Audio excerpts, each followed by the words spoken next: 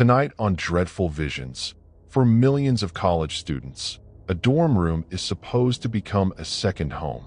It's where strangers become roommates, late-night study sessions turn into lifelong memories, and every hallway eventually feels familiar.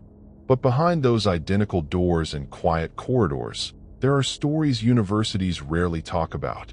Stories of people who were never supposed to be there, doors that somehow unlocked in the middle of the night, and students who realized, far too late, that someone else had been learning their routines. These are 5 disturbing stories that prove the safest place on campus isn't always the one behind a locked door. Story 1. Someone was living above my ceiling. When Ethan Marshall arrived at Hawthorne State University in northern Ohio, he considered himself lucky. As a sophomore transfer student, he'd expected to be stuck sharing a cramped room with 2 other people, but a last-minute housing shuffle landed him in a single room on the 4th floor of Ashwood Hall. The building was nearly 60 years old, built long before modern residence halls became the standard, and although it showed its age with faded carpets and creaking pipes, Ethan appreciated the privacy. Orientation week passed without much excitement. He unpacked his belongings, met the students living across the hall, and settled into a comfortable routine. His classes started early. He spent most afternoons in the library, and by the time he returned each evening, the dorm was usually buzzing with laughter, music, and the occasional argument echoing through the hallways. It wasn't until the second week of September that he heard the footsteps for the first time. They came shortly after 2 in the morning, a slow, deliberate series of thuds directly above his bed. At first, he barely noticed them. Older buildings made strange noises, and it wasn't uncommon for pipes to knock or wooden beams to expand as temperatures changed overnight. He rolled over, convinced it was nothing more than the building settling. The same sounds returned the following night, then again the night after that, always between 2 and 3 in the morning. Never earlier, never later. Each time, the footsteps followed almost the exact same path. They would begin somewhere above the wall closest to his desk, continue across the ceiling at an unhurried pace, pause directly over his bed for several seconds, then disappear toward the opposite side of the room. The pattern was so consistent that Ethan eventually started checking the time before the sounds even stopped. It was almost always within a few minutes of 2:17 a.m. After nearly a week, he mentioned it to another student while grabbing breakfast in the dining hall. The student frowned before laughing. "Ashwood only has 4 floors, remember?" Ethan stared at him. The guy shrugged. "You're literally on the top floor." The comment stayed with him the rest of the day. That evening, curiosity got the better of him. Instead of returning straight to his room after class, he climbed the final staircase leading toward the roof access door. It was secured with a heavy electronic lock reserved for maintenance staff, and above it sat a yellow sign warning students that unauthorized entry was prohibited. He looked around. There wasn't another staircase. No attic entrance. No 5th floor. Nothing. Everything above him should have been solid roof. That night, the footsteps returned. This time they sounded clearer than ever. He muted the television and listened. 1, 2, 3. Each footstep carried enough weight that tiny flakes of dust drifted from the textured ceiling onto his desk below. The movement stopped directly above him. Complete silence followed. Ethan found himself staring upward without realizing he'd stopped breathing. Nearly 30 seconds passed before a single loud knock echoed from somewhere above the plaster. Not beneath it, above it, as if someone had deliberately struck the floor with the bottom of a shoe. The footsteps immediately continued toward the far wall before fading away again. The next morning, Ethan reported everything to the resident assistant. She smiled politely, thanked him for letting her know, and explained that Ashwood Hall received maintenance complaints almost every week because of its age. According to her, the sounds were almost certainly pipes, ventilation ducts, or old wooden supports. Still unsettled, Ethan asked the question that had been bothering him since breakfast. How could pipes leave footprints? The RA hesitated for a moment before admitting she wasn't sure. She promised she'd submit a maintenance request anyway. 3 days passed. Nothing changed. If anything, the footsteps became longer. Instead of lasting 10 or 15 seconds, they now continued for nearly a full minute, moving slowly back and forth above his room as though whoever, or whatever was creating them, had nowhere else to be. Ethan began staying in the library until it closed, hoping exhaustion would help him sleep through the sounds. It never did. Every night, at almost exactly 2:17 a.m., the footsteps returned. Eventually, another detail caught his attention. Whenever the sound stopped above his bed, his phone would lose signal. Not just weaken, disappear completely. Within seconds of the footsteps moving away, the signal always returned. At first, he assumed it was a coincidence. Then he tested it. The following night, he opened a signal monitoring app before lying down with every light switched off. As soon as the familiar footsteps began overhead, every bar vanished from the screen. The moment the sounds moved toward the opposite wall, the connection slowly climbed back to normal. He replayed the pattern 3 nights in a row. It happened every single time. By the end of the week, Ethan stopped wondering whether someone was above his room. Instead, he found himself asking a much more disturbing question. If there really was someone up there, how had they managed to stay hidden inside a building that hundreds of students walked through every single day? The question stayed with Ethan throughout the following weekend. He tried convincing himself there had to be a reasonable explanation, but every possibility seemed to fall apart the longer he thought about it. If there was an animal trapped somewhere above the ceiling, it wouldn't walk the exact same route every night. If it was the building settling, it wouldn't happen at precisely the same time. And if it was maintenance workers, why would they only be there after 2 in the morning? On Monday afternoon, he returned from class to find a handwritten note taped to his door.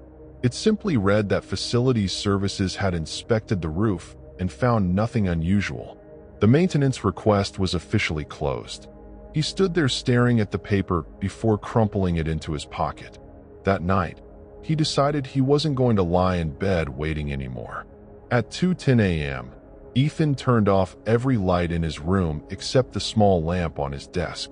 He dragged his chair into the middle of the room and sat facing the ceiling with his phone recording. At exactly 2:17, the footsteps began. Slow, measured, heavy enough that the ceiling vibrated ever so slightly with each step. When they reached the space above his bed, Ethan noticed something he had somehow missed before. A faint scraping sound. It almost resembled fabric brushing against wood. The footsteps stopped. The scraping continued for several seconds before another dull thud echoed overhead. Without thinking, Ethan climbed onto his desk. He pressed one ear against the ceiling. For a few seconds, there was nothing. Then, he heard breathing.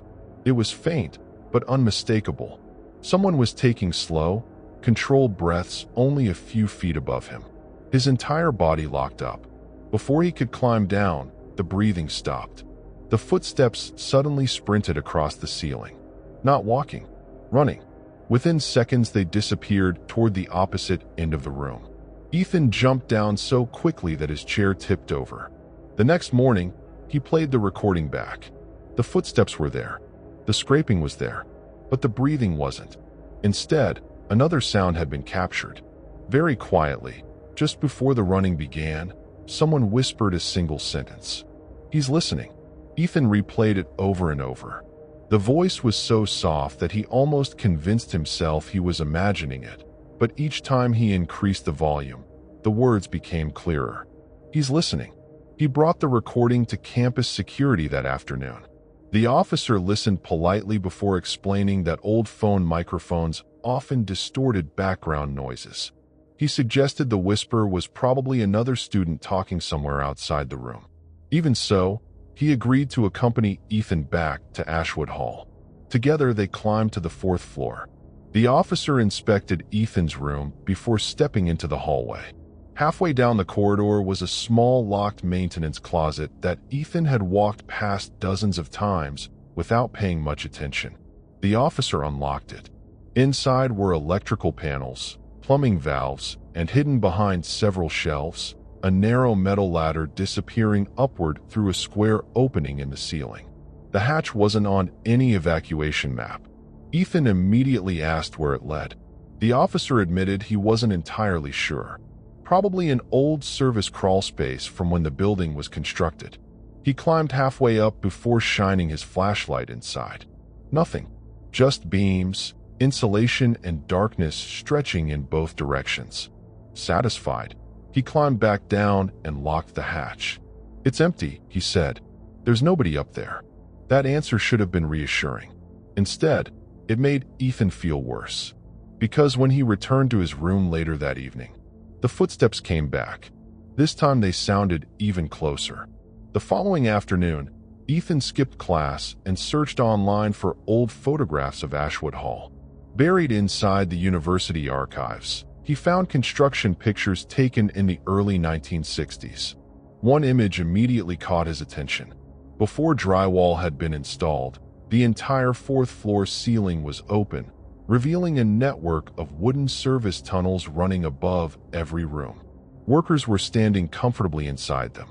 The crawl space wasn't just a small maintenance area. A grown adult could move through almost the entire floor without ever being seen. Ethan printed the photograph and took it straight back to campus security. The officer who met him this time wasn't the same one from before. After looking at the photo, his expression changed. Within an hour, university maintenance arrived with bolt cutters, industrial flashlights, and 2 campus police officers.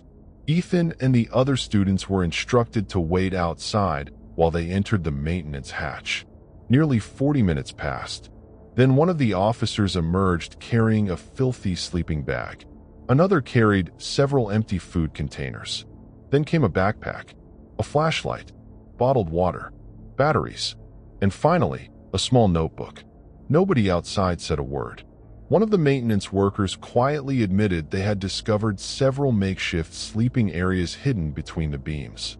Whoever had been living inside the crawl space had created narrow pathways connecting large sections of the 4th floor. Judging by the amount of supplies, they estimated the person had been up there for weeks, possibly longer. The search continued until nearly sunset.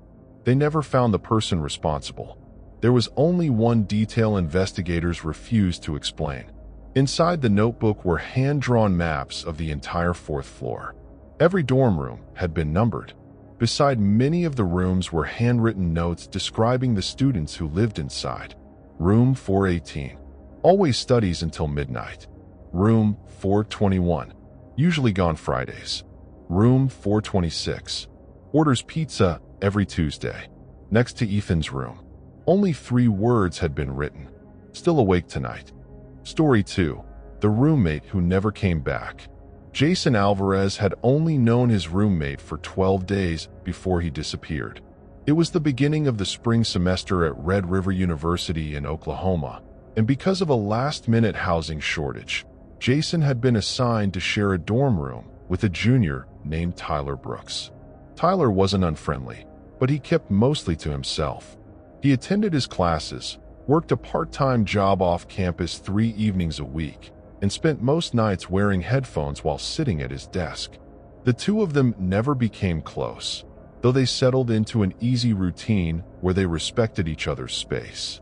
Then, one Thursday morning, Tyler packed a duffel bag before leaving for class. He never returned. At first, Jason assumed he'd gone home for the weekend. Tyler's backpack, laptop, and several textbooks were still sitting exactly where he'd left them, so nothing about the room seemed unusual. By Monday, however, the untouched belongings were beginning to stand out. His bed remained neatly made.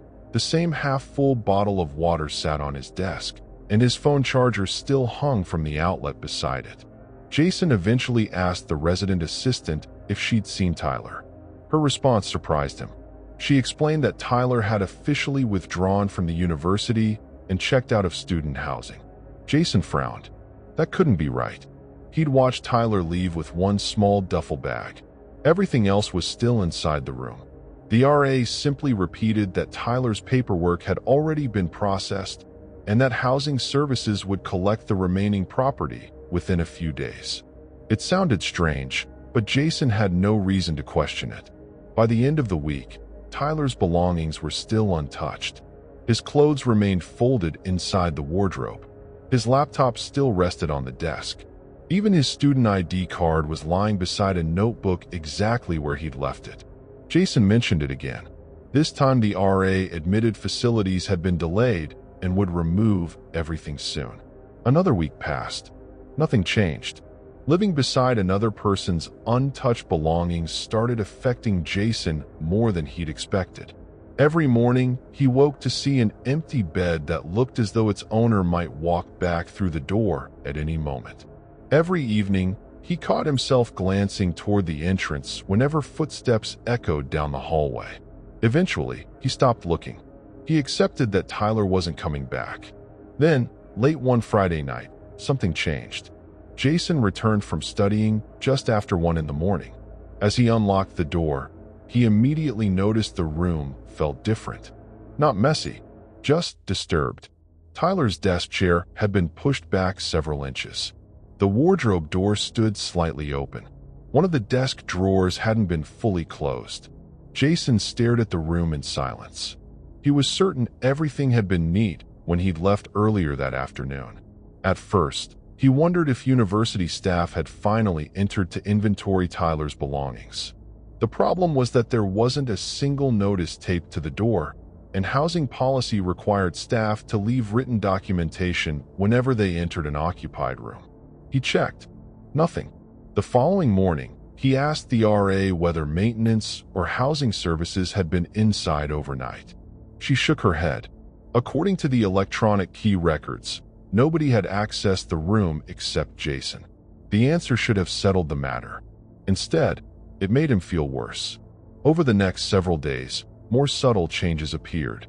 A hoodie that had been folded over Tyler's chair was now hanging inside the wardrobe. Books switched positions on the shelf. The window, which Jason always kept locked, was slightly cracked open one evening despite freezing temperatures outside. Each change was so small that he repeatedly questioned his own memory. Maybe he really had left the chair pulled out. Maybe he'd forgotten to shut the wardrobe. Maybe he was imagining the whole thing. Then came the discovery he couldn't explain. One Tuesday morning, Jason reached beneath his bed searching for a dropped phone charger. Instead, his hand brushed against something else. He pulled out a pair of muddy running shoes. They weren't his. They weren't Tyler's either. And judging by the fresh dirt still clinging to the soles, someone had worn them very recently. Jason carried the shoes straight to the resident assistant's room. She examined them for only a few seconds before suggesting they had probably been left behind by the previous occupants before the semester began. It wasn't an answer that made much sense, considering the dirt on the soles was still damp, but Jason accepted it because he wanted there to be a simple explanation. That evening, he took photographs of Tyler's side of the room before leaving for the library. Every drawer, every shelf, every item on the desk. If something moved again, he wanted proof. He returned shortly before midnight. Nothing looked different. For the first time in weeks, he relaxed. Then, as he climbed into bed, he noticed something lying on Tyler's pillow. A folded sheet of notebook paper. Jason froze. He was certain it hadn't been there earlier. Slowly unfolding it, he found only a few handwritten words. "Stop touching my things." His stomach dropped. The handwriting wasn't Tyler's. He knew that because he'd seen Tyler's class notes scattered across the desk during the first week they lived together. This writing was larger, shakier, almost rushed. Jason immediately called campus security. 2 officers arrived within 15 minutes and searched the room from top to bottom.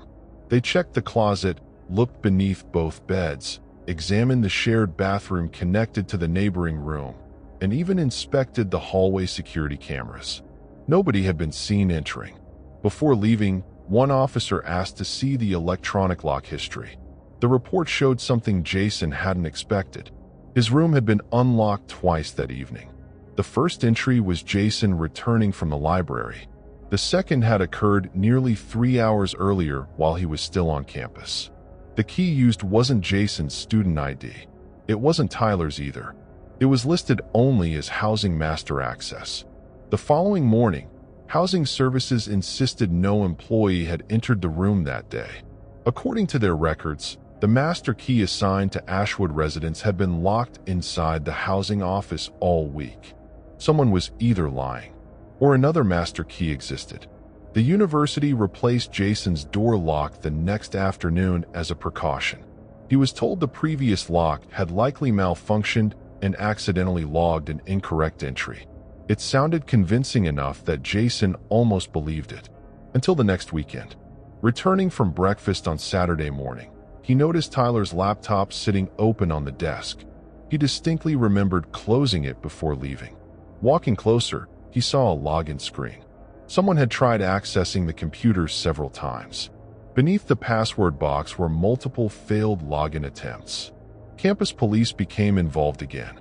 This time, they reviewed camera footage covering the dorm entrance instead of just the hallway. Hours later, an investigator called Jason into the security office. The footage showed no stranger entering the building, but it did capture something else.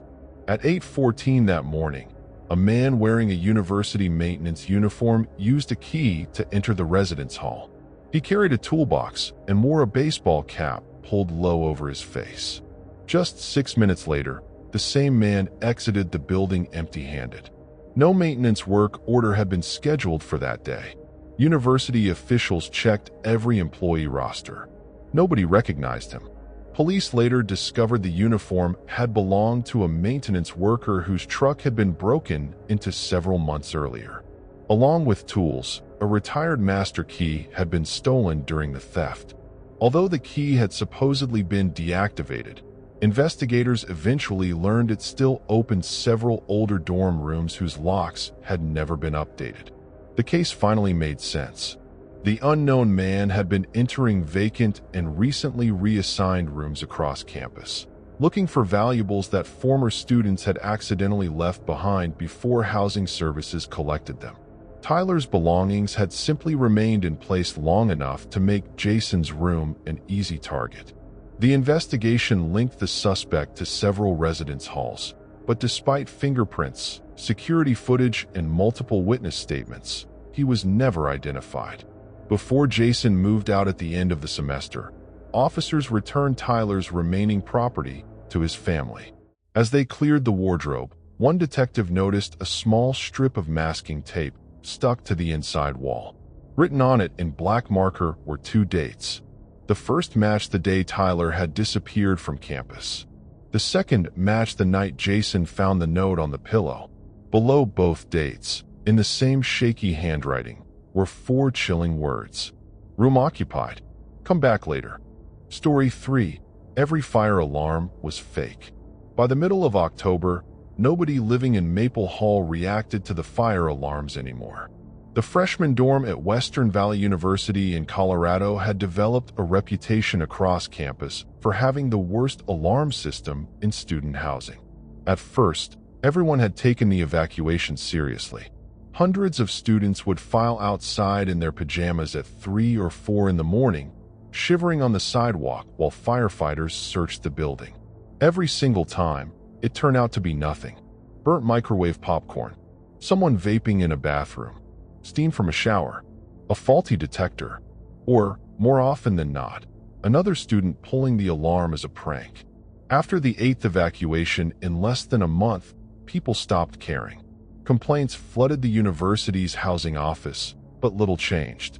Maintenance insisted the system was working correctly, while campus police threatened disciplinary action against anyone caught triggering false alarms. Still, they kept happening. Among the students living there was 19-year-old Noah Carter, whose room overlooked the main entrance. From his window, he had a clear view of the parking lot, the front sidewalk, and everyone entering or leaving the building. By late October, the alarms had become so routine that Noah barely paused whatever he was doing when they sounded.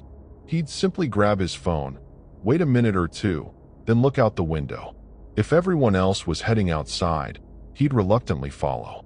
One Friday evening, while eating dinner with friends, Noah joked that if the building ever actually caught fire, half the dorm would probably sleep through it. Nobody laughed, because everyone knew he was probably right. 2 nights later, at exactly 1:43 a.m., the alarm echoed through Maple Hall again. Its familiar electronic screech filled every hallway.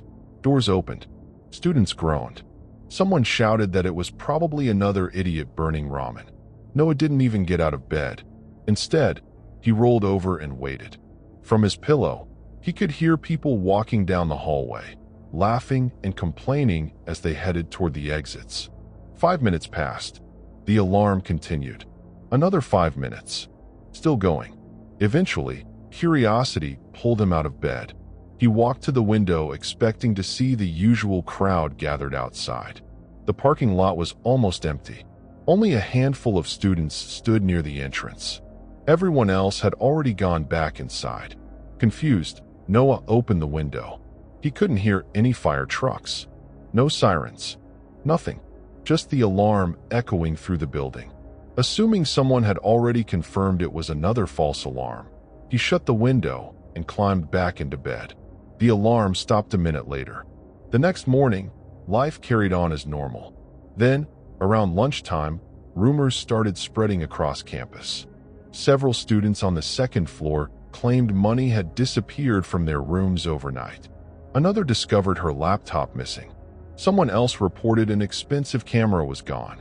By evening, the number of reported thefts had climbed into the dozens. Campus police interviewed residents throughout the weekend, but there were no signs of forced entry. The missing property had all vanished during the same 15-minute window while the alarm was sounding. Most students assumed the thief had simply taken advantage of everyone leaving their rooms. But Noah noticed something that didn't fit. His own floor hadn't reported a single theft. Neither had the 4th floor. Every victim lived on the 2nd or 3rd floor. The pattern seemed too deliberate to be random. On Monday afternoon, Noah mentioned his observation to one of the campus officers. The officer nodded but offered no explanation. That night, another fire alarm went off. This time, Noah didn't leave his room. Instead, he quietly switched off the lights and looked through the peephole in his door. The hallway emptied within moments. Students hurried toward the stairwell exactly as they always did. Then, after the corridor fell silent, he heard footsteps, not running toward the exit, walking calmly in the opposite direction. Slowly, methodically, stopping outside each dorm room as if someone already knew exactly which doors were worth opening. Noah held his breath as the footsteps drew closer. They weren't rushed.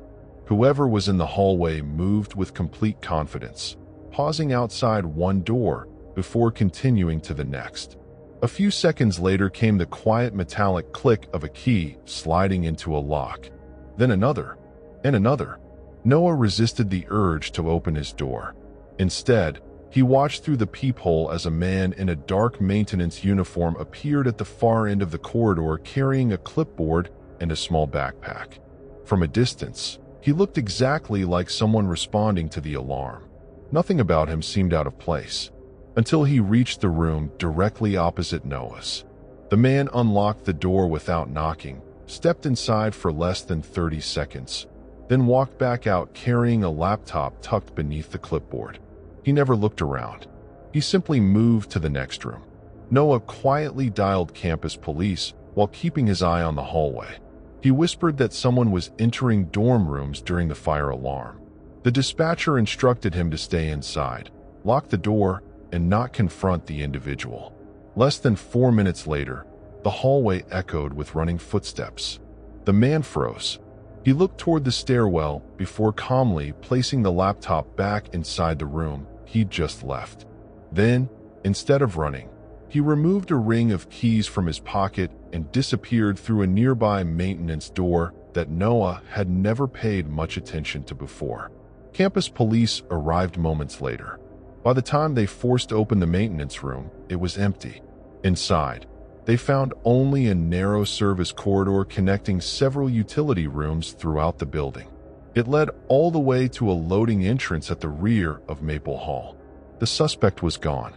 The investigation that followed uncovered something even more troubling.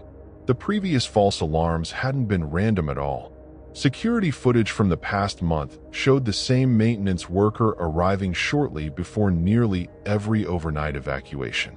During the confusion, he entered almost exclusively second and third floor rooms using a genuine university master key. He rarely stole large items. Instead, he targeted wallets, cash, tablets, jewelry, headphones, and other valuables that fit inside his backpack.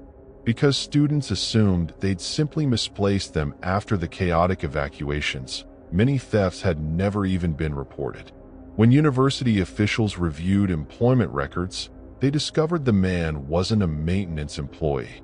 He had been wearing a convincing uniform purchased online. The master key was genuine, but investigators eventually traced it to a key that had disappeared during a renovation project nearly 2 years earlier. No one had realized it was missing. Police believed the thief had spent months studying the building. He knew which alarms were easiest to trigger, which floors emptied the fastest, and even which hallways security officers searched first. The repeated false alarms hadn't just created opportunities. They had trained hundreds of students to stop treating the alarms as emergencies. Several weeks later, police arrested a suspect after he attempted the same method at another university nearly 80 miles away. Inside his vehicle, officers recovered stolen electronics, dozens of student ID cards, maintenance uniforms from multiple colleges, and handwritten notes describing evacuation times for different residence halls. Noah thought that would finally put the entire ordeal behind him. Then, just before winter break, the university sent every resident an email announcing that Maple Hall's fire alarm system had been completely upgraded. The message included one sentence that stuck with Noah long after he graduated. The investigation confirmed that one alarm during the semester had been caused by an actual electrical fire in a second-floor laundry room. Most students never evacuated. They assumed it was just another prank. Fortunately, the fire was discovered by chance before it spread beyond the utility room. Noah often wondered what would have happened if it hadn't. The thief hadn't just stolen laptops and wallets. By repeatedly abusing the alarm system, he taught an entire building to ignore the one warning that could have saved their lives. Story 4. Someone kept reserving my laundry. Sophomore year was the first time Emily Foster had lived away from home. After spending her freshman year commuting, she moved into Pine Ridge Hall, a modern residence building at a university outside Raleigh, North Carolina. The dorm itself wasn't particularly memorable. It had clean hallways, keycard access, quiet study lounges, and a shared laundry room in the basement that every student on her side of the building used. Like most people living there, Emily quickly settled into a routine. Classes during the day, gym after dinner, laundry every Wednesday evening around 8. The machines were usually busy, so students often left baskets or detergent bottles on top of a washer to quietly claim the next available one. It wasn't an official rule, but everyone respected it. For the first month, everything worked exactly as expected. Then one Wednesday, Emily carried her basket downstairs only to find every washing machine occupied. That wasn't unusual. What caught her attention was a single folded note sitting on top of the machine she normally used. Reserved. Nothing else. No name. No time.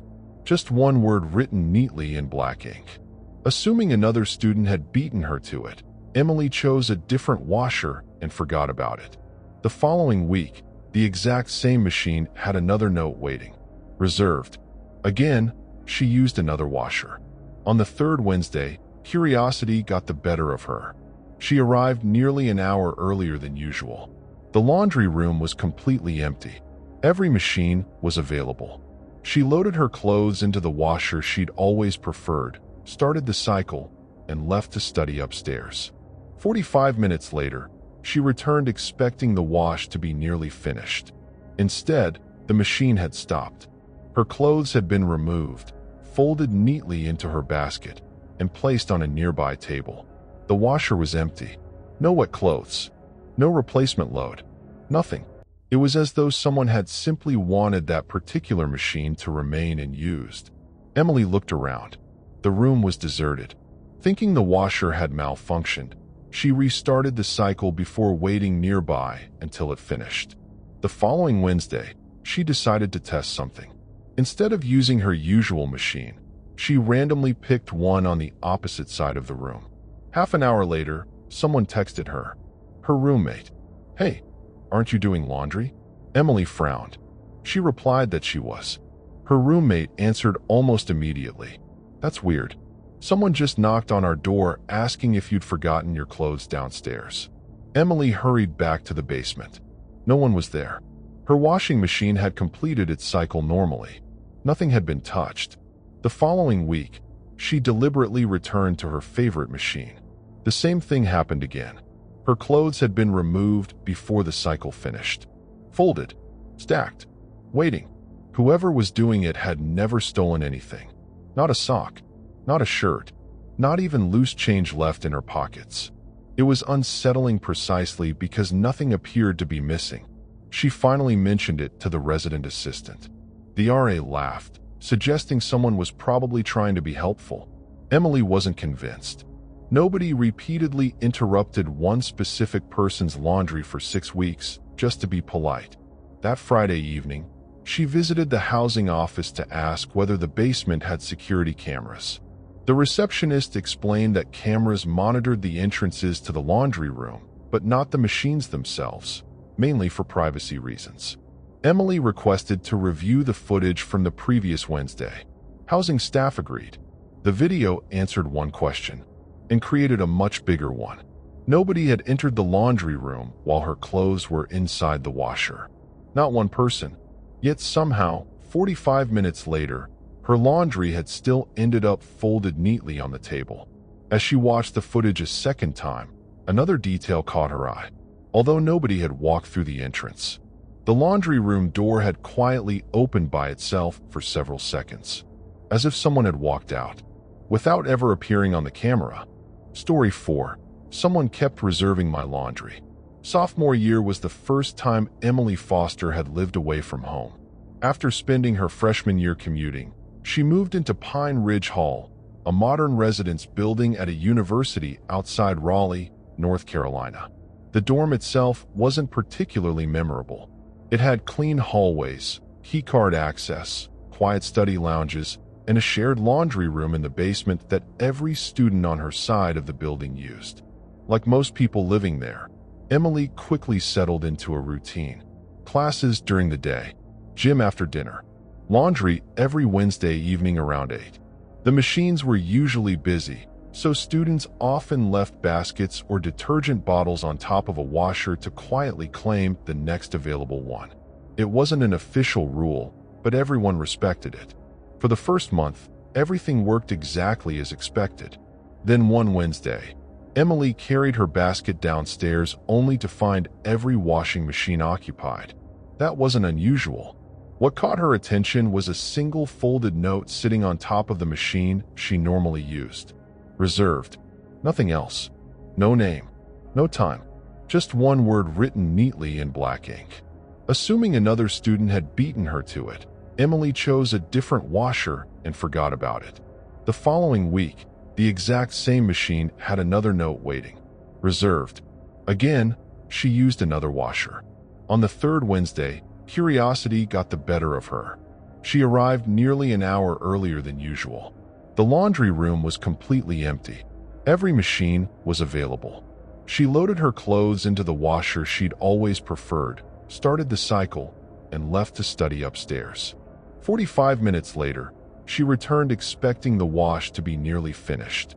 Instead, the machine had stopped.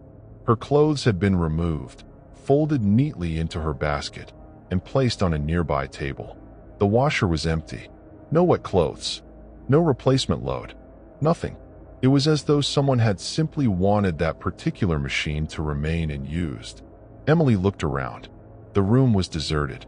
Thinking the washer had malfunctioned, she restarted the cycle before waiting nearby until it finished.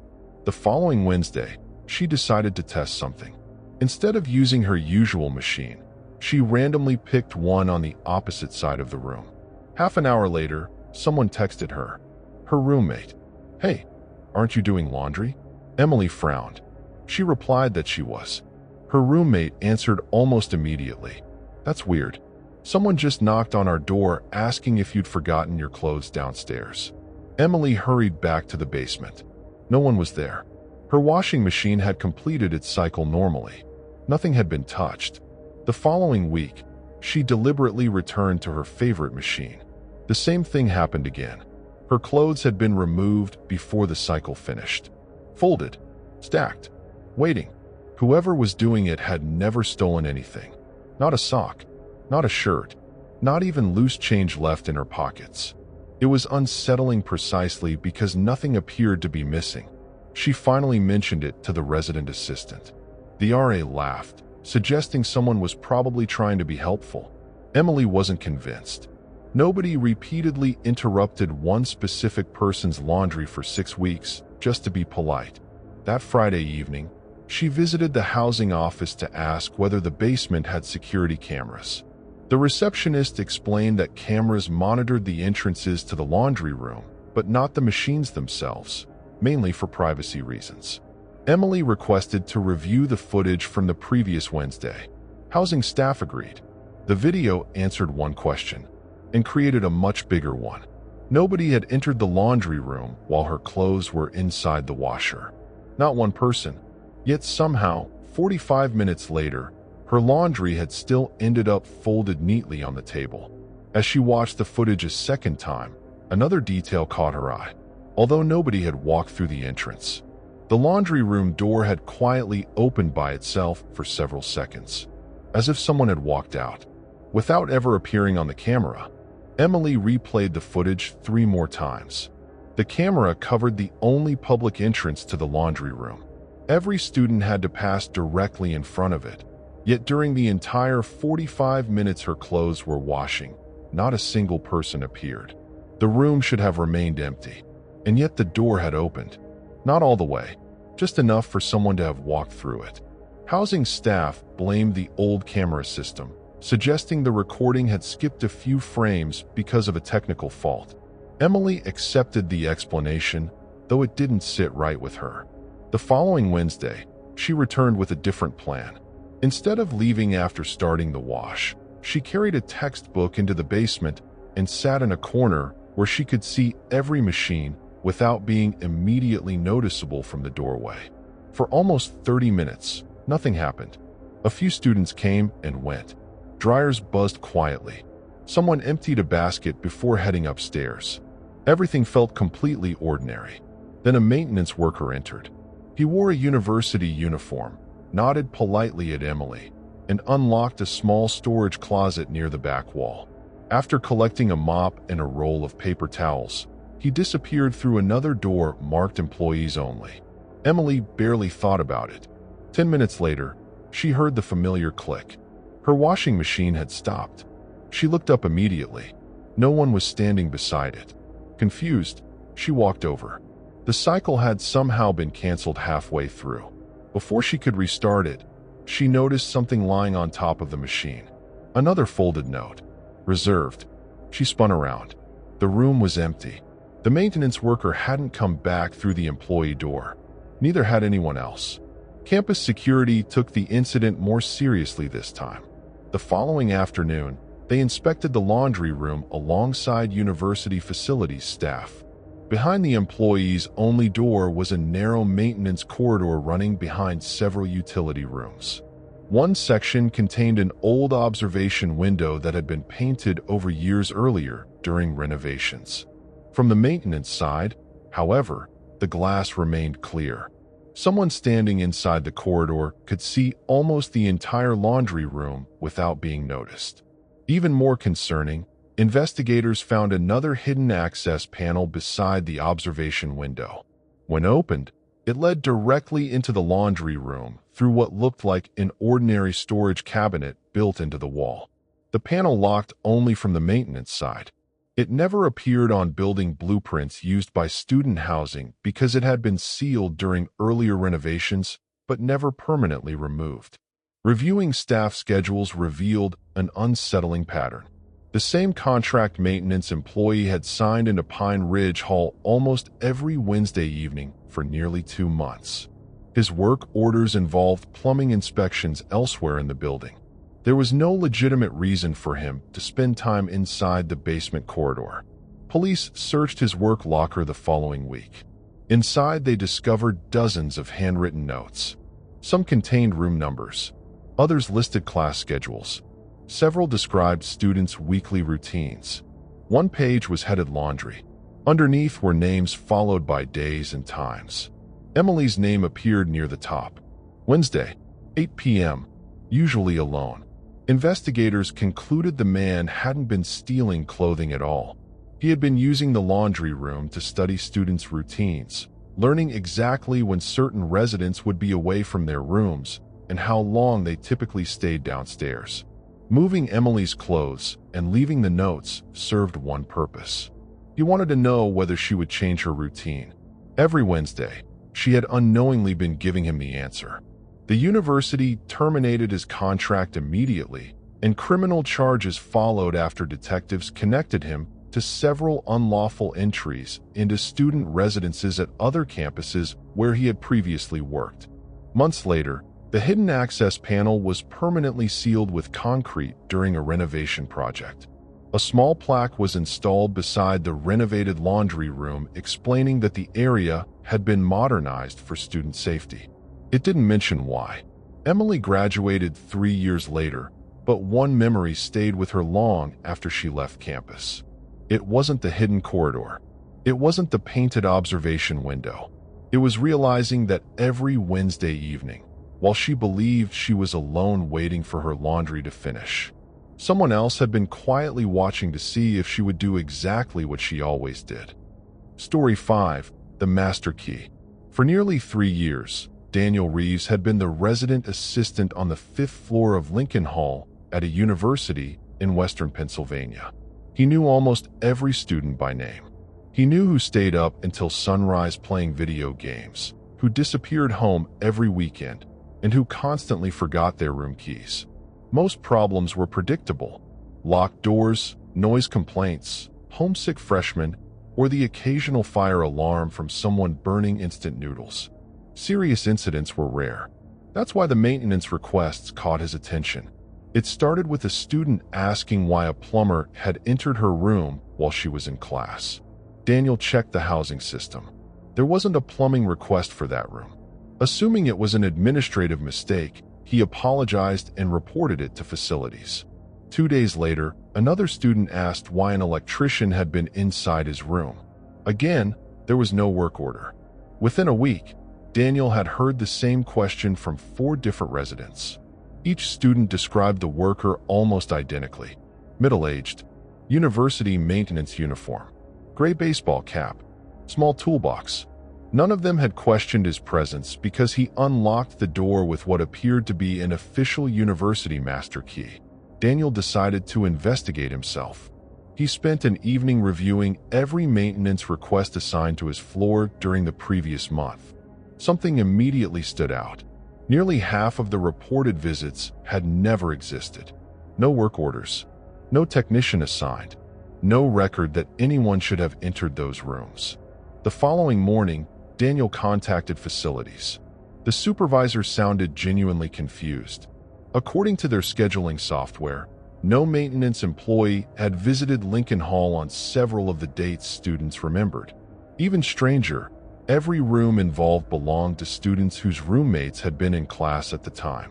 Someone had always been expected to be away. Daniel quietly started asking more questions. One student remembered returning to find a bedroom window unlocked. Another discovered his desk drawer slightly open. Someone else noticed family photographs had been moved across the room. Nothing valuable had been stolen. At least, not that anyone realized. Because there was no obvious crime, most students had dismissed the incidents as simple forgetfulness. Daniel wasn't convinced. He requested electronic access logs for the 5th floor. When they arrived, they appeared completely normal. Every room showed entries made by the students living there. No unexplained access. No unusual activity. The housing office considered the matter closed. Daniel almost agreed. Then one resident stopped by his room late on a Sunday evening, carrying a maintenance notice she'd found tucked beneath her door. It informed her that facilities would be repairing a leaking pipe in her room the following afternoon. The problem was, she hadn't reported a leak. Daniel checked the system. No maintenance request existed. Someone had printed an official-looking notice using university branding. The paper looked genuine enough that most students would never question it. The next afternoon, Daniel canceled his own plans and waited in the hallway. At exactly 1:15 p.m., a man wearing a maintenance uniform stepped off the elevator carrying a metal toolbox. Without hesitation, he walked straight toward the student's room. Daniel approached and introduced himself. The man smiled politely before explaining he was there to repair a plumbing issue. Daniel asked for the work order number. For the first time, the man's expression changed. He looked down at the clipboard in his hand, paused for only a second, then calmly replied that he'd left the paperwork in his vehicle. Instead of returning to the lift, however, he turned and walked toward the emergency stairwell. By the time Daniel reached the door only moments later, the stairwell was completely empty. The maintenance worker had vanished. 2 days later, university police reviewed security footage from every entrance to Lincoln Hall. They found the man arriving just before 1 o'clock. But what happened after that raised even more questions. He had never left the building.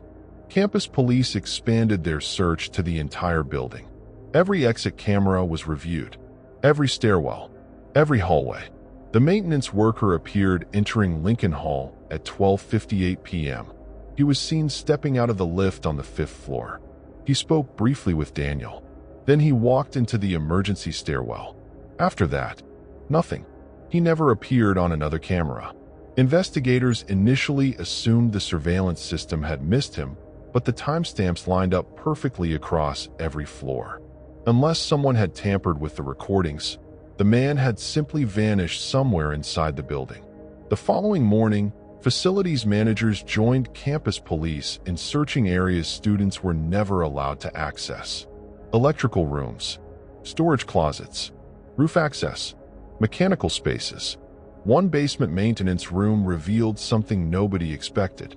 Hidden behind rows of old filing cabinets was an unused service corridor dating back to the original construction of Lincoln Hall. It connected directly to a freight lift that had been taken out of service years earlier, but never completely removed. The lift no longer traveled between floors. Its doors, however, still opened manually from inside the maintenance corridor. Anyone familiar with the building could disappear into the passage without using a normal staircase or hallway. Police followed the corridor until they reached a small workshop that hadn't been used in years. Inside, they discovered dozens of copied maintenance notices identical to the one left outside the student's room. There were university work orders, blank inspection forms, maintenance uniforms, several counterfeit identification badges. Most disturbing of all, a notebook. Every page contained room numbers. Next to many of them were observations. Room 502, usually empty Mondays afternoon. Room 514, parents visiting this weekend. Room 527, laptop kept in top drawer. Detectives quickly realized the suspect wasn't interested in repairing anything. He was conducting surveillance. The fake maintenance visits allowed him to walk through occupied rooms without raising suspicion, learning which students owned expensive electronics when they attended lectures and how easily they could be approached. The notebook also answered another question. Nothing had been stolen because the visits weren't the crimes. They were preparation. Police circulated still images taken from the security cameras to nearby universities. Within 48 hours, another campus recognized the man. He had worked briefly for an outside contractor hired during a residence hall renovation almost 18 months earlier. His employment ended after only a few weeks, but investigators believe he had secretly copied several master keys before returning them. Although the keys had later been replaced, older locks in certain residence halls had never been updated. Detectives eventually arrested him at a rented storage unit just outside the city. Inside, they recovered dozens of copied master keys labeled with university names from across 3 states, maintenance uniforms from multiple campuses, forged work orders, and detailed maps of residence halls. Investigators later concluded he had likely entered hundreds of student rooms over several years. Most victims never realized anyone had been inside. The university replaced every remaining older lock before the next semester began and introduced a policy requiring students to receive electronic confirmation before any maintenance visit. Daniel remained an RA until graduation, but the experience permanently changed how he viewed the building. He encouraged every resident to question unexpected maintenance visits, no matter how official they looked. Years later, one of the detectives involved in the investigation admitted something that had never been released publicly. When officers searched the suspect's notebook, one page contained a list titled "Do Not Enter." Only a handful of room numbers appeared beneath it. Daniel's room was one of them. Written beside it, in careful handwriting, were 5 simple words. Resident assistant. Asks too many questions.